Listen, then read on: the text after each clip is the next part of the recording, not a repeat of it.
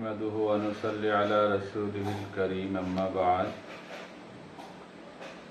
পশ্চিমবঙ্গ তথা ভারতবর্ষের সমস্ত মুসলিম এবং বিদগ্ধ বন্ধুদের প্রতি, বিশেষ করে জমিয়ত উলামার কর্মীদের প্রতি সালাম ও শ্রদ্ধা জানিয়ে গত ৩ তারিখে আমাদের স্বনামধন্য সভাপতি জনাব মাওলানা সিদ্দিকুল্লাহ চৌধুরী সাহেবের সঙ্গে ঘটে যাওয়া দুর্ঘটনার বিষয়ে কিছু আলোকপাত করছি।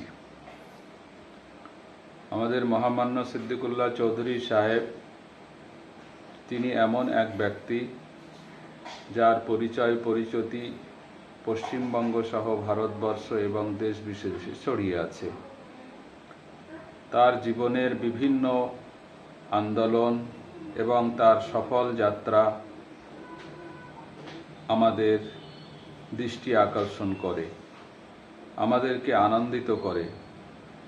তার সমাজ সংস্কারের জীবন, তার জমিয়ত উলামায়ে হিন্দের প্ল্যাটফর্মে সমাজ সেবা, রাবতায়ে মাদারিসের মাধ্যমে সমস্ত ধর্মীয় প্রতিষ্ঠানগুলি, মাদ্রাসাগুলির মধ্যে সমন্বয়, শিক্ষার উন্নয়ন, শিক্ষকদের জন্যে সহানুভূতিমূলক আচরণ, ছাত্রদের প্রতি তাদের মান উন্নয়নের প্রতি যথেষ্ট যত্নবান হওয়ার যে দৃষ্টান্ত তিনি দীর্ঘ 40-50 বছর ধরে রেখে চলেছেন।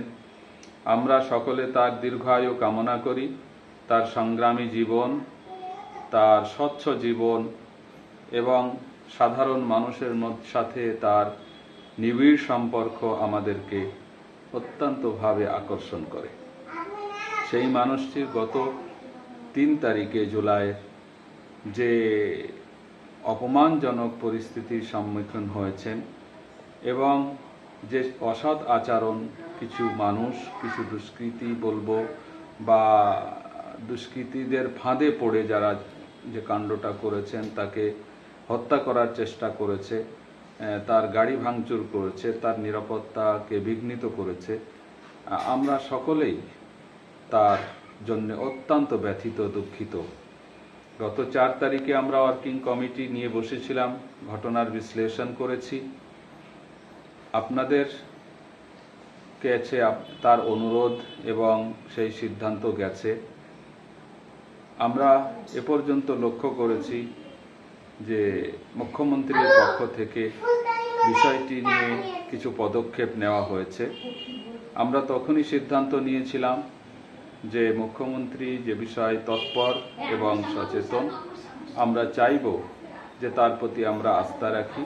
আমরা এই মুহূর্তে কোনো মিটিং, মিছিল বা কোনো অবরোধে যাব না।